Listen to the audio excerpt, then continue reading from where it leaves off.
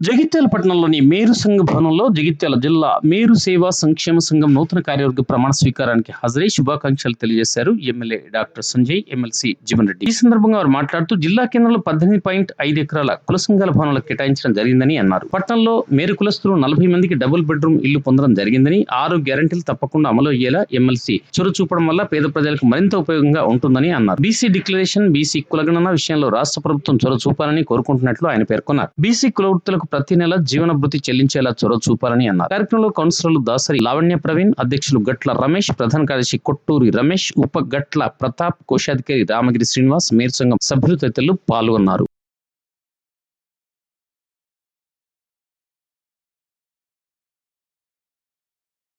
ఈరోజు ఏకగ్రీవంగా ఎంపిక చేసుకోవటం నిజంగా అభినందించదగ్గ విషయం. సాధారణంగా అది ఏనికైనా కానీ అందరూ పోటీ పడడం మనం గమనిస్తుంది. కానీ వల్ల మన జగిత్యాల పట్టణ మేరు సంఘానికి సంబంధించి మీరు ఐక్యత ప్రదర్శించి, అంటే రాజకీయంగా భిన్నాభిప్రాయాలు కలిగి ఉన్నప్పటికీ కూడా ఇలా మన సంఘానికి, మన కులానికి సంబంధించిన సంక్షేమం కొరకు అందరూ కలిసికట్టుగా పనిచేయాలనే ఒక భావనతోని ఇలా మన దానిలో మనకు సీనియర్ అయినటువంటి మన రమేష్ గారిని అధ్యక్షుడిగా మరియు వారికి సహకరించే విధంగా ఇతర హోదాలలో కార్యవర్గ సభ్యులను ఎంపిక చేసుకోవటం నేను మిమ్మల్ని హృదయపూర్వకంగా అభినందిస్తున్నాను. ఈనాటి కార్యక్రమానికి ముఖ్య అతిథిగా ఇచ్చేసినటువంటి మిస్టర్ రమేష్ గారు పేర్కొన్నట్టు, అంటే వాస్తవంగా ఈ ఆధునిక యుగంలో కులవృత్తులకు కొంత ప్రాధాన్యత తగ్గుతుందని చెప్పక తప్పదు. ఒకప్పుడు ఏదైతుందో మనకు కావాల్సినటువంటి ఒక మౌలిక సదుపాయాల కల్పనలో కులవృత్తులే మనకు ప్రధానంగా తోడించేది. ఈ ఆధునిక యుగంలో ఏదైతుందో పరిశ్రమలు తెరపైకి రావటము, ఈ పరిశ్రమలు రావడంతో ఏదైతున్నదో కులవృత్తుల కొంత మరి వారి ఉపాధికి సంబంధించి ఇబ్బందులు, ఆటంకాలు ఏర్పడుతున్నాయని చెప్పక తప్పదు. అందులో ముఖ్యంగా మన వీరు కులానికి సంబంధించి గతంలో ఏ విధంగా గూడు అని చెప్పని మనం భావితం, అట్లాగే మన వస్త్రం ధరించడం కూడా తప్పనిసరి. మన శరీరాన్ని కప్పుకునేది వస్త్రం, ఆ వస్త్రం ధరించడం ఏదైతుందో తప్పనిసరి. అటువంటి వస్త్రాన్ని మనం ధరించే విధంగా అందింపజేసేది కేవలం మన మేరు కులస్తులు మాత్రమే మనకు అందుబాటులో ఉండేది. అది ఏ పండుగ కానీ లేక శుభకార్యం ఏదైనా కానీ ఏదైతుందో మనకు అది నిర్వహించుకోవాలని చెప్పడం ముందు గుర్తొచ్చేది మన మేరు కులస్తులు అని చెప్పడం. స్టిచ్చింగ్ వాళ్ళ దగ్గర పోయి మాకు దసరా పండుగ వస్తుంది, దీపావళి పండుగ వస్తుంది, బట్టలు కావాలి, లేక మేము పెళ్లి పెట్టుకున్నామని చెప్పంటే మా పిల్లకి కానీ పిల్లగానికే కానీ బంధువులు పెట్టేటువంటి ఒక ఆచార వ్యవహారాలకు అనుగుణంగా మరి కావాల్సిన దుస్తుల తయారీకి మనం మేరు కులస్తులను ఆచరించడము సహజము నేను చెప్పంటుంది. అట్లాగే మన విశ్వ బ్రాహ్మణులు మన గోల్డ్ వృత్తిపై ఆధారపడేటువంటి వాళ్ళని చెప్పంటున్నాం. పెళ్లి పెట్టి కూడా ముందు మనం గుర్తుకొచ్చేది వాళ్ళు కూడా గుర్తుకొస్తారని చెప్పండి, నగల తయారీకి సంబంధించి. ఇవాళ ఏమైపోయింది, ఆ నగల తయారీకి వాళ్ళ మీద ఆధారపడేది లేదు. మన పెళ్లికి సంబంధించిన బట్టలకు, పండుగలకు సంబంధించిన బట్టలకు సంబంధించి మన మేరు కులస్తులకు ఆధారపడే పరిస్థితి లేదు. ఈ రెడీమేడ్ పరిశ్రమ అనేది రావడంతో గవర్నమెంట్సే అసలు నిజంగా కూడా మనం ఏ మేరకు ఉపాధి పొందగలుగుతున్నాము అనేది కూడా ఊహించుకునే పరిస్థితి అని చెప్పంటారు. ఏ కుటుంబం మనం ఉపాధి పొందాలంటే కనీసం ఒక రోజుకు 1000 రూపాయలు ఆర్జిస్తేనే కానీ మన కుటుంబ పోషణ సాధ్యం కాదు. కనీసం ఒక 1000 రూపాయల సంపాదన అనేది అత్యవసరం అని చెప్పుకోవాలి కదా. మనము పోషణ అని చెప్పాలంటే మన పిల్లలకు విద్యాబుద్ధులు, వారి వైద్య సదుపాయాలు, వారికి కావాల్సిన ఇతరత్ర సౌకర్యాల కల్పన, ఇవన్నీ కావాలంటే 1000 రూపాయలు మనకు ఆర్జన ఉండాలని చెప్పండి. ఆయన యావరేజ్ 1000 వస్తుంది, నగదు 500 పరిమితం అవుతుందని చెప్పంటారు. చాలా చర్చ ఇచ్చిన రాజకీయాలు కూడా ఈ అంశం మీద చర్చ వచ్చినప్పుడు అందరూ మాట్లాడితే ఎక్కడ వేసారు, మాకు అంతా 500 వస్తలేవు, నేను ఇదంతా గడిస్తే 10-15 ఏళ్ళ కంటే మేము ఇచ్చి ముందు పోయే పరిస్థితి లేదు. వాస్తవం అనేక ఇబ్బందులు ఎదుర్కొంటున్నాం. వాస్తవం చెప్పండి, దీన్ని మనం ఎవరు కూడా దీనిపైన భిన్నాభిప్రాయం లేదు. అది ఏ ప్రభుత్వం కానీ, గతంలో తెలంగాణ ప్రభుత్వం టీఆర్ఎస్ పార్టీ కానీ, ఇప్పుడు అధికారానికి వచ్చిన కాంగ్రెస్ పార్టీ కానీ కులవృత్తులకు అండగా ఇచ్చే విధంగా రక్షణ కల్పించడానికి ఏదైతుందో ఈ గవర్నమెంట్ పరిశ్రమల ఏర్పాటు లోపల నిజంగానే ప్రభుత్వ పరంగా మీరు మనకు సౌకర్యం కల్పించండి. మీరు అందరూ ఒక అసోసియేషన్ ఏర్పడి ఇది ఒక పరిశ్రమ మన జగిత్యాలలో నెలకొల్పాలని చెప్పి మీరు భావించినట్టయితే ఇప్పుడు గార్మెంట్స్ వస్త్ర పరిశ్రమలో కుట్టుదారులు పనిచేసిన వాళ్ళు మనకంటే మించి నైపుణ్యత ఉన్నోళ్ళు కాదమ్మా, మనోళ్ళవి అక్కడ ఉపాధి పొందుతున్నారు. మీరందరూ ఏదైతుందో ఒక సంఘంగా ఏర్పడి మీరు పరిశ్రమ ఏర్పాటు చేసుకుంటామని చెప్పంటే అది సాధ్యమైతుందని చెప్పండి. ప్రభుత్వ పరంగా మీకు కల్పించేటువంటి పరిశ్రమ నెలకొల్పడానికి కాదు రాయితీలు కల్పింపజేయడానికి నేను తప్పకుండా ప్రయత్నం చేస్తాను. మీకు అండగా పడతాను. ప్రభుత్వం యొక్క బాధ్యత భావిస్తారని చెప్పండి. మనకుండేది ఒక కుట్టు మిషన్ కావాలమ్మా అని చెప్పంటున్నాం. మనకు కావాల్సి కుట్టు మిషన్ కొంచెం 10,000 20,000 ఉంటుంది కావచ్చు. ఎంత ఉంటుంది అంటే అంతా 12,000 ముచ్చట చెప్పండి.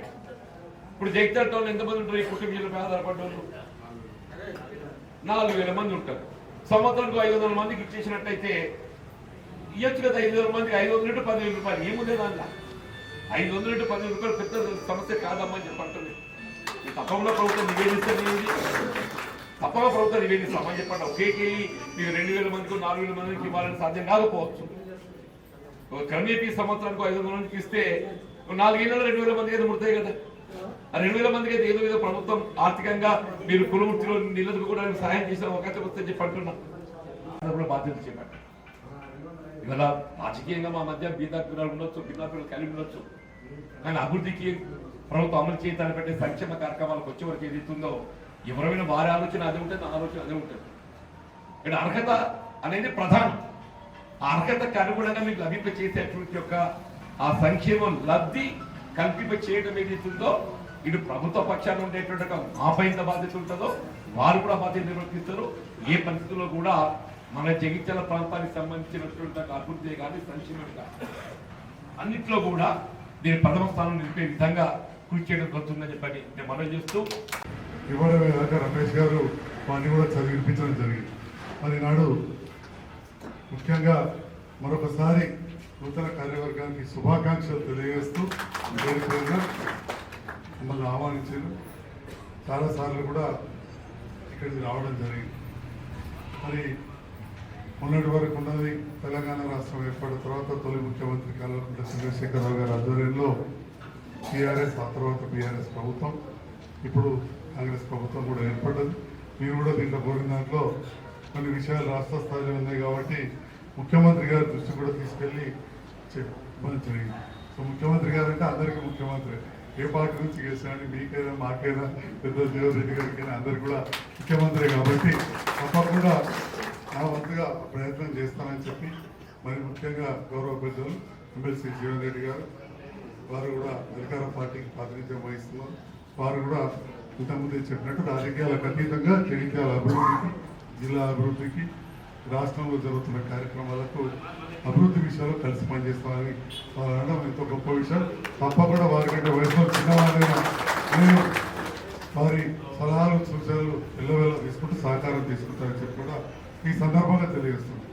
అయితే ఇందులో అన్నిటికంటే ముఖ్యమైన విషయం, ఒక విషయంలో ఒక అడుగు ముందుకేసి నాకు మొదటిసారి వచ్చిన అవకాశంలో జిల్లా ఏర్పడిన తర్వాత కొంత టిఆర్ నగర్లో ఖాళీ స్థలం ఉన్నప్పుడు అక్కడ ఒక 18.5 ఎకరాలు మనం బీసీ వెల్ఫేర్కి ఆల్రెడీ కలెక్టర్ గారి ద్వారా హ్యాండ్ ఓవర్ చేయడం జరిగింది.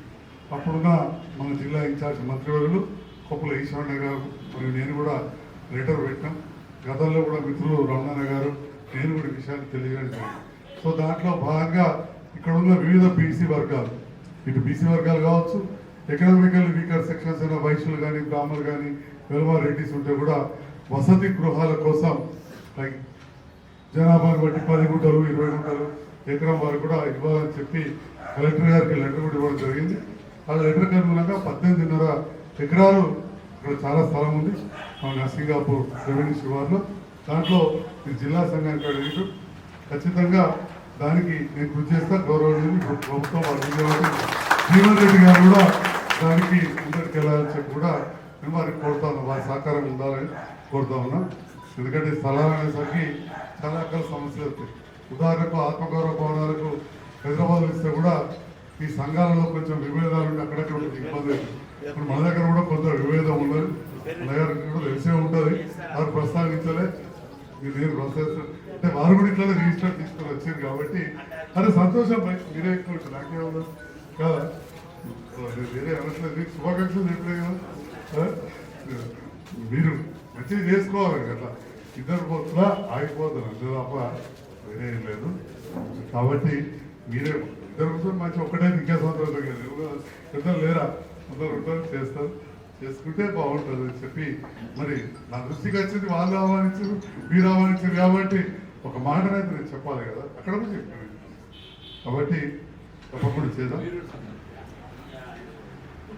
అంతకుముందు టౌన్ ప్రెసిడెంట్ వినోద్ ఉండే కదా, అవన్నీ కూడా ఇంతకుముందు చెప్పారు. గత ప్రభుత్వ హయాంలో కూడా మనం డబుల్ బెడ్రూమ్ దాంట్లో ఒక 40 మందికి మన మేలు కులస్తులకు వచ్చినాయి.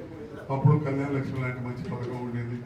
కుల వృత్తులను ప్రోత్సహించడానికి ₹1,00,000 చొప్పున ఇచ్చే కార్యక్రమం ఒక 400 మందికి చేసినాం. అందులో మన వాళ్ళు కూడా కొందరు లబ్ధి పొందారు. ఈ లోపల ప్రభుత్వం మార్పు వచ్చింది, సంతోషం. ఇప్పుడు వచ్చిన ప్రభుత్వం కూడా అట్లాంటి నిర్ణయాలు తీసుకొని ఎట్లయితే ఇంతకుముందు విద్యుత్ రాయితీ అన్నారు, ప్రజలకు కూడా రాయి బ్రాహ్మణులకు ఇచ్చాం, అట్లనే అన్ని కుల వృత్తులకు ఇస్తే చాలా సంతోషం. అది కూడా పెద్దలు ఎమ్మెల్సీ గారి నోటి నుండి వచ్చింది కాబట్టి ఈ రాష్ట్ర వ్యాప్తంగా వస్తే చాలా చాలా సంతోషం. అల్టిమేట్గా ఎవరైనా కోరుకునేది సామాన్యులకు లబ్ధి పొందాలి, వాళ్ళ అభివృద్ధి కావాలని చెప్పి వారి ద్వారా వివిధ కుల వృత్తులకు కూడా అందరికీ కరెంట్ అనేది మంచి సబ్సిడీలను ఇంకా పూర్తిగా ఉచితంగా ఇస్తే ఇంకా సంతోషం. అదేవిధంగా చాలా విషయాలు చెప్పారు. దాంతోపాటు కళ్యాణ లక్ష్మి పథకంలో మనం చెక్కులు ఇస్తా ఉన్నాం ఎప్పటికో, అందులో మన వాళ్ళకి కూడా వచ్చింది. ఇంకా అదనంగా తులం బంగారం ఇస్తామని చెప్పి మేనిఫెస్టోలో పెట్టారు. వారి బీసీ డిక్లరేషన్లో కూడా ఉన్నాయి. అట్లనే మీరు బీసీ రిజర్వేషన్ గురించి కూడా ప్రస్తావించారు.